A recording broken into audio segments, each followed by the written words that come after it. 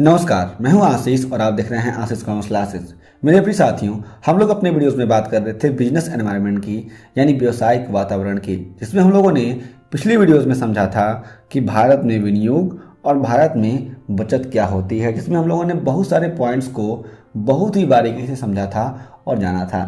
आज की वीडियो में हम लोग समझेंगे कि भारत में सार्वजनिक क्षेत्र यानी पब्लिक सेक्टर इन इंडिया का मतलब क्या है, जिसमें हम लोग पॉइंट टू पॉइंट समझने का प्रयास करेंगे।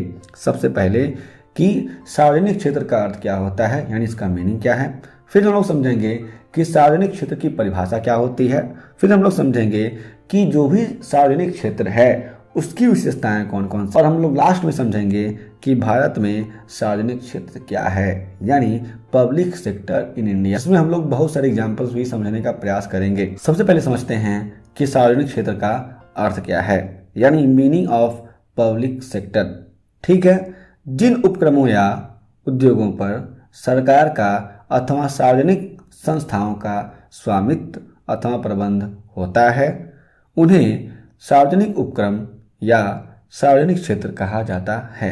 जैसे ONGC और HPCL, ये दोनों एग्जाम्पल्स हैं हमारी इंडिया में। ठीक है, अब हम लोग इस मीनिंग को और ही बहुत बढ़िया तरीके से समझने का प्रयास करते हैं। देखिएगा, अगर कोई भी उपक्रम है या फिर कोई भी उद्योग है, बिजनेस है, संस्था है, जिस बिजनेस पर सरकार मतलब स्टेट गवर्नमेंट और सेंट्रल गवर्नमेंट हमारे देश के पर्सपेक्टिव में, ठीक है, तथा सार्वजनिक संस्थाओं का, या फिर अगर कोई संस्था है जो सार्वजनिक संस्था पहले से ही है, उसका जो भी रेस्पेक्टिव उद्योग हैं, धंधे हैं, कोई भी संस्था है, उस पर स्वामित्व होता है अथवा प्रबंधन होता है, तो वह संस्था क्या कही जाती है? सार्वजनिक उपक्रम या फिर सार्वजनिक क्षेत्र, उसे उस क्षेत्र को कहा जाता है। ठीक है, आप लोग अब समझेंगे स्वामित्व और प्रबंध का मतलब। स्वामित्व का मतलब ये हो गया कि जो भी रेस्पेक्टिव बिजनेस है जिसे हम लोग सार्वजनिक क्षेत्र का बिजनेस मान रहे हैं या फिर सार्वजनिक क्षेत्र का उपक्रम मान रहे हैं, उस उपक्रम में जो भी रेस्पेक्टिव गवर्नमेंट्स हैं, जो भी हमने समझा हुआ है स्टेट गवर्नमेंट और सेंट्रल गवर्नमेंट, दोनों का स्वामित्व है, यानी उसका मालिकाना हक कुछ हद तक, कुछ परसेंटेज यहाँ पर किसके पास है? हमारे पास, हमारे इस मीनिंग के पर्सपेक्टिव में सेंट्रल गवर्नमेंट और स्टेट गवर्नमेंट के पास है। ठीक है, तथा प्रबंध होता है, और जो भी मैनेजमेंट है, जो प्रबंध समिति है, उस प्रबंध समिति में भी सरकारी संस्थाएं सम्मिलित हैं।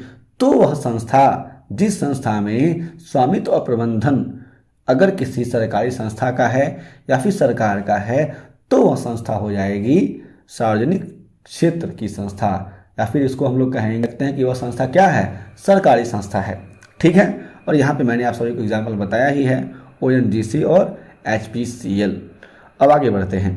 सार्वजनिक क्षेत्र की परिभाषा यानी डेफिनेशन ऑफ पब्लिक सेक्टर। अब कुछ डेफिनेशन दिए गए हैं, वहाँ से भी हम लोग समझेंगे तो बहुत सारी बातें वन बाय वन क्लियर होती चली जाएंगी।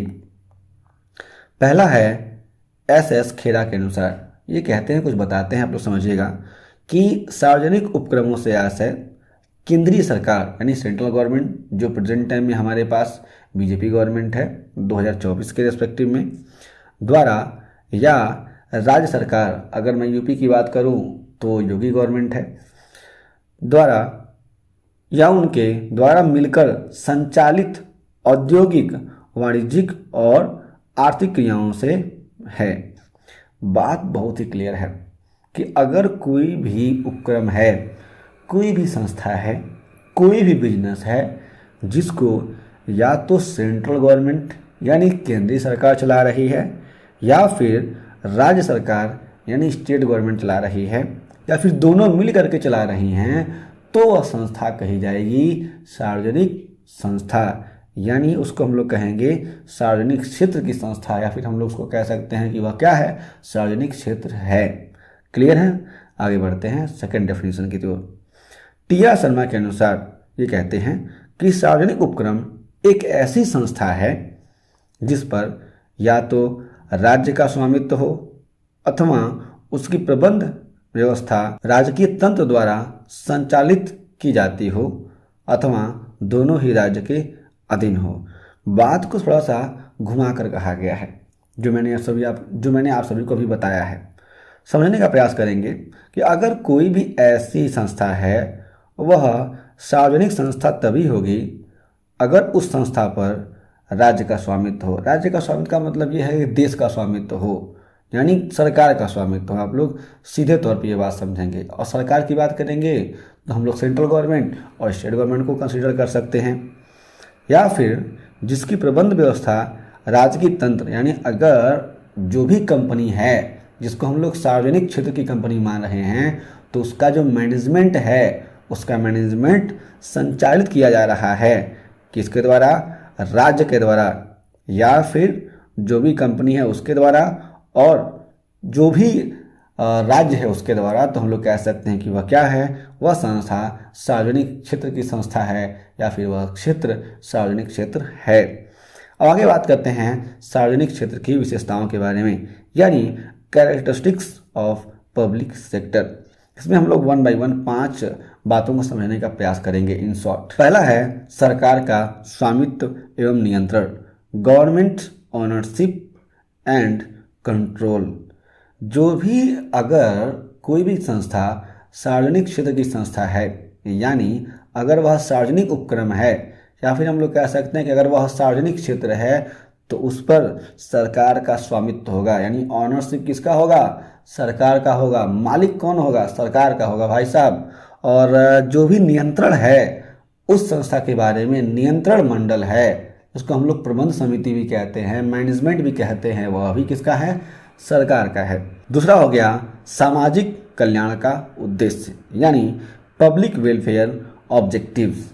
अब जो भी संस्था काम करेगी, अगर वह संस्था सार्वजनिक क्षेत्र की संस्था है, सरकारी संस्था है, तो उसका सीधा उद्देश्य यह होगा कि वह सामाजिक कल्याण को प्रोत्साहित करेगी। समाज कल्याण को ध्यान में रख करके वह कंपनी, वह बिजनेस काम करेगी।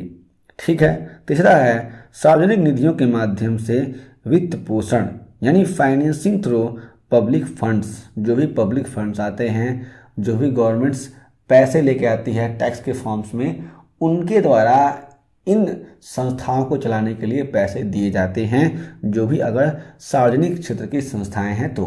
ठीक है, ये बात आप लोग इन शॉर्ट समझने का प्रयास करेंगे। अब आगे चलते हैं। चौथा है लोक सेवा, यानी पब्लिक सर्विस। यहाँ पर जो भी अगर सार्वजनिक क्षेत्र की संस्था है, यानी पब्लिक सेक्टर कंपनीज हो सकती हैं, पब्लिक सेक्टर अंडरटेकिंग हो सकती हैं, तो ये सारी की सारी संस्थाएं, सारे के सारे बिजनेसेस केवल काम करेंगे लोगों को सर्विस देने के लिए, यानी पूरी की पूरी पब्लिक को सर्विस देने के लिए हमारे इंडिया के उपलक्ष्य में।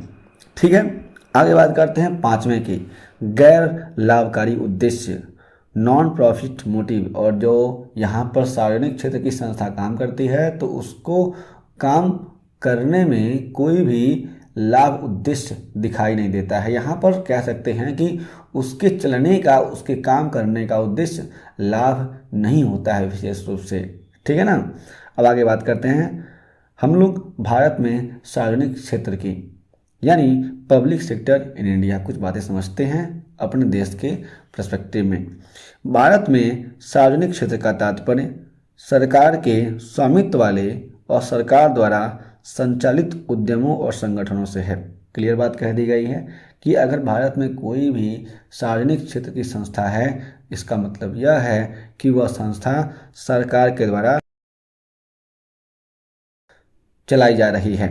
ठीक है, ये संस्थाएं देश की अर्थव्यवस्था में महत्वपूर्ण भूमिका निभाती हैं, और ये जो भी संस्थाएं होती हैं ये हमारे देश की इकोनॉमी को, हमारे देश की अर्थव्यवस्था को चलाने में बहुत ही अग्रणी भूमिका निभाती हैं। अब यहाँ पे आप लोग थोड़ा विचार करेंगे, समझेंगे कि यहाँ पर जो भी बिजनेसेस हैं, जो भी कंपनियां हैं, जो भी उपक्रम हैं, वह किसके नियंत्रण में हैं? सरकार के नियंत्रण में है।